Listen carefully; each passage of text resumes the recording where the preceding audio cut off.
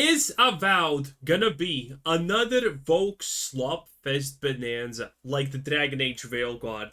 A lot of you seem to be convinced that it will be, but I personally actually am not. I don't think Avowed is gonna be Vogue. And listen, I'm not saying you're wrong. You could be right. I could be wrong. But when people tell me Avowed is gonna be Vogue because it has the color purple in it, listen, this is my glasses thingamajiggy where you put them in. It's purple, okay? And I'm not saying you're wrong, but it's purple, and I'm not even remotely close to Vogue, okay? Lords and ladies, I greet you. Since the announcement of Avowed, there's been a tremendous amount of confusion surrounding the game, and the purpose of this video is to dispel this confusion. There's a great deal of misunderstanding, I think, and a lot of it has to do, unfortunately, with the recent appearance of the awful game Dragon Age: The Veilguard. Oh, man. Oh, by the way, Indiana Jones is already seeing 80 to 90% less pre-orders than Dragon Age Veilguard. We were right once again, boys. Indiana Jones, a slop fest that's gonna lose money once again. Very proud of Bethesda. And I think it's important to be discerning here. And I think it's important to be able to disentangle fact from fiction, which is the purpose of this video. So a lot of people, primarily people who are not familiar with Aora, although not exclusively, have been very critical of the presentation of Avowed. They think it is just another quote-unquote woke game, basically. They think it is, even in some cases, akin to Dragon Age: The Veilguard. Well, to be fair, we have a lot of woke games recently, in the past couple of years, in fact. So, all of this has a reason to exist, the doubt. Which it is not, definitively not.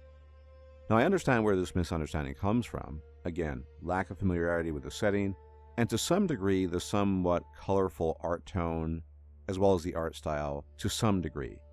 But apart from that, there's very little to almost nothing in common between Dragon Age: The Veilguard and Avowed. So, one of the primary things I need to get out of the way, the elephant in the room, is this notion that Avowed will be heavily politicized, i.e. woke, in the same sense as Dragon Age: The Veilguard. Now, it should be observed that overwhelmingly most developers in the gaming industry are left-wing. That doesn't necessarily make it woke.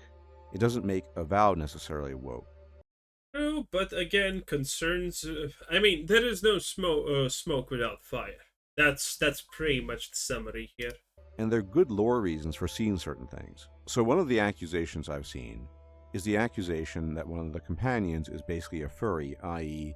the game... Now, to be fair, this is a furry, that's undoubtable, but being a spastic fox girl does not make it instantaneously woke. Is quote-unquote woke. This character, her name is Yatsli, is in fact an Orlan.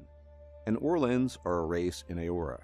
They go way back to the original Pillars of Eternity, which was released in 2015, and they're basically Aora's equivalent of halflings.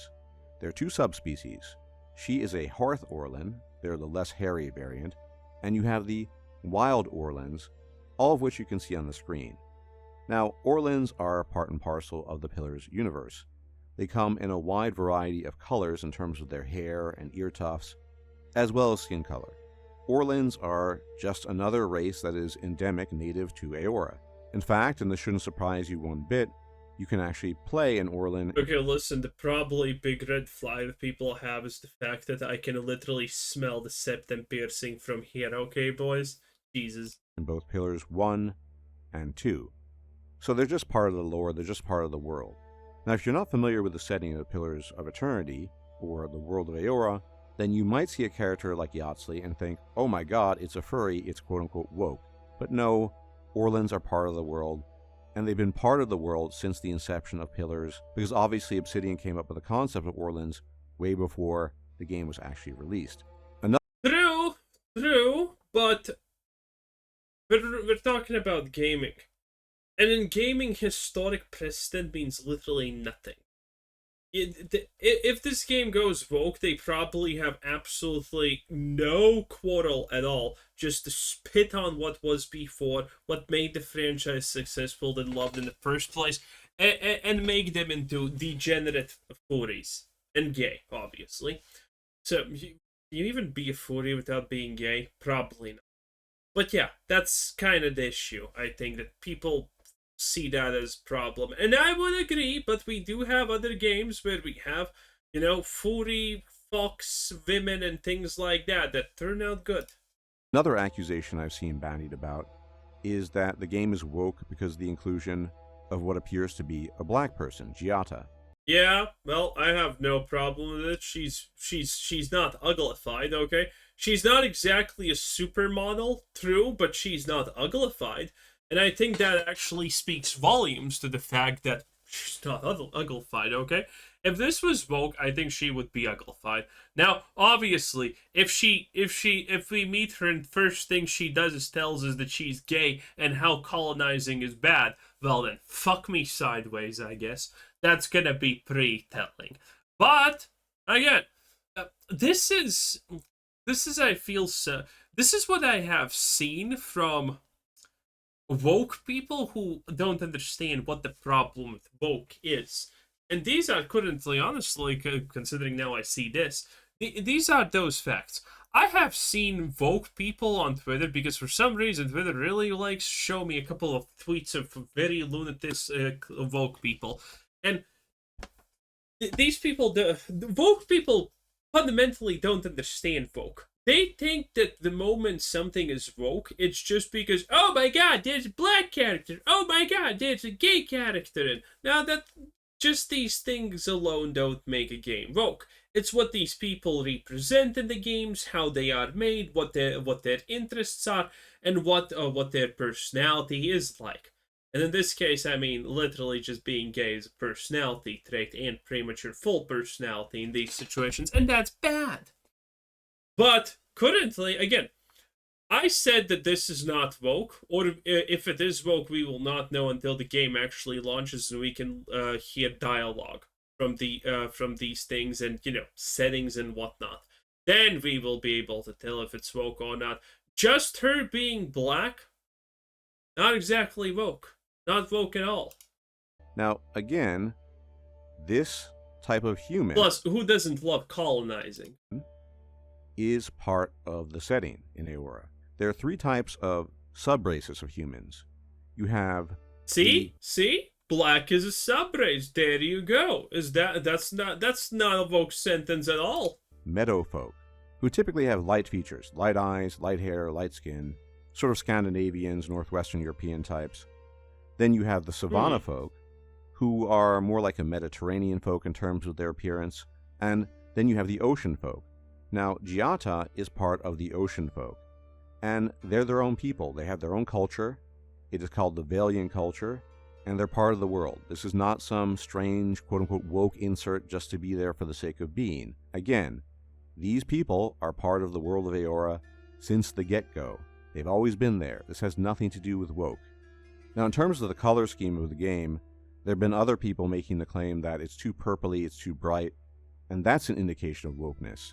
The bright thing also, again, this setting, this aesthetic, this everything is not even close to Veilguard. I'm not so sure about that. We are dealing with a new area of Aora, it's called the Living Lands, and they made the decision that some parts of this area that we're exploring are going to be brighter, are going to be more colorful, but I've seen plenty of other footage and images where it's pretty dark, it's not as bright, it's not as cheerful. So that argument fails to launch as well. The point I'm trying to make here is that people who are unfamiliar with the setting are casting judgment on a setting they know nothing about, which I don't think is fair.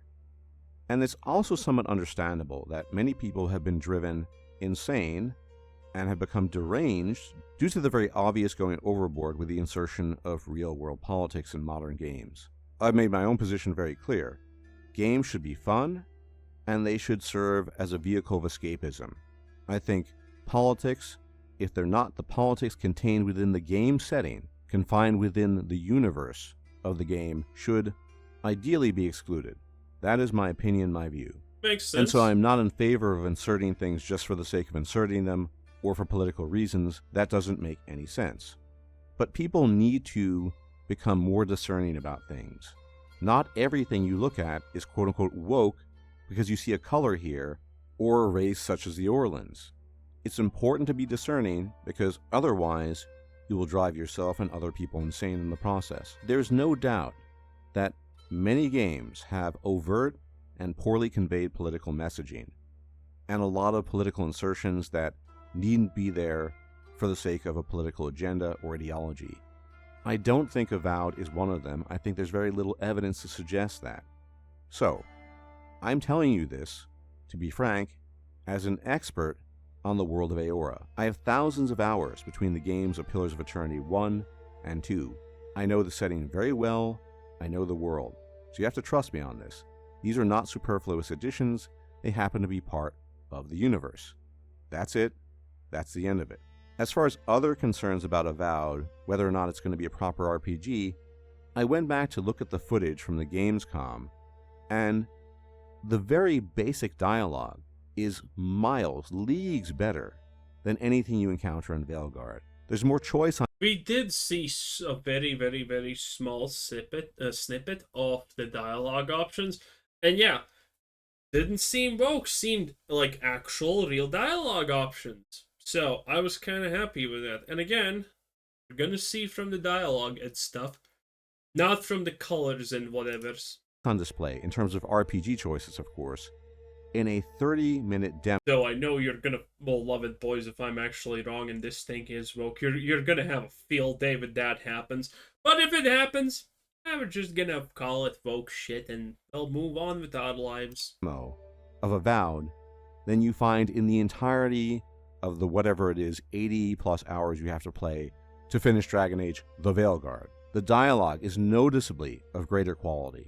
The choices are already present and better. On top of that, you have stats in Avowed. You have strength, you have dexterity, you have constitution, you have intellect, perception, and resolve. And all these stats contribute to different things. You will have to craft a character who cannot be universally strong. You will have to craft a character that plays to the strengths of the type of protagonist you want to play. That's very nice, but the septum ring.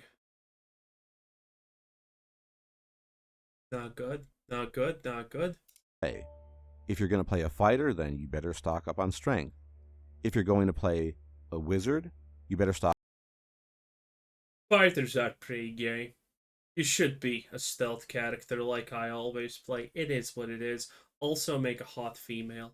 Up on intellect, and these choices of attributes have an effect on dialogue too.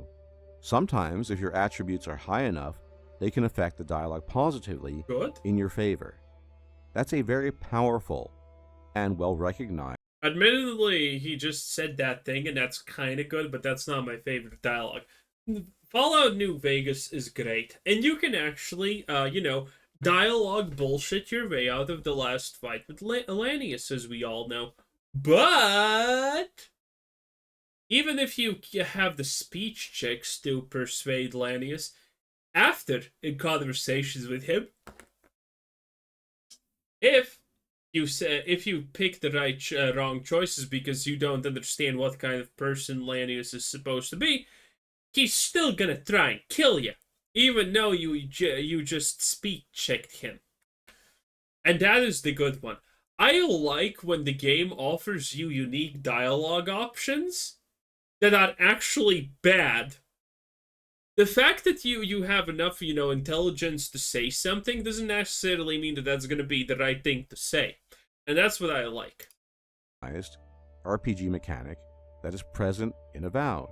There are different types of potions and grenades in Avowed, reminiscent, to be honest, of Pillars of Eternity. In fact, a lot of the things that you see in Avowed have been, in a good sense, in a good way, ported over from the Pillars of Eternity series. And so for veterans like myself and others, it's very recognizable.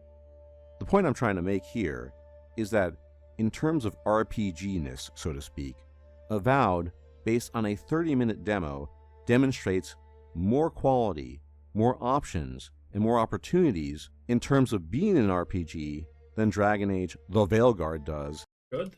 In the entirety of the game. So the concerns people have that Avowed is somehow going to be similar to Dragon Age The Veilguard are based on being poorly informed based on a lack of discernment and poor observation. I don't mean that as an insult, but it is important to pay attention to details. You're stupid. That's what he's saying. Okay, listen, it is what it is, boys. We can't all win the lottery. Here. Now, as I've stated in my previous video on Avowed, oh god, you people are gonna have such a field day if this turns out to be Evoke. And I defended it from not being potentially Evoke. Oh man. Well, in any case, you get the point. 10 out of 10. That was Spell and Shield, aka good. Have a nice day. Bye bye.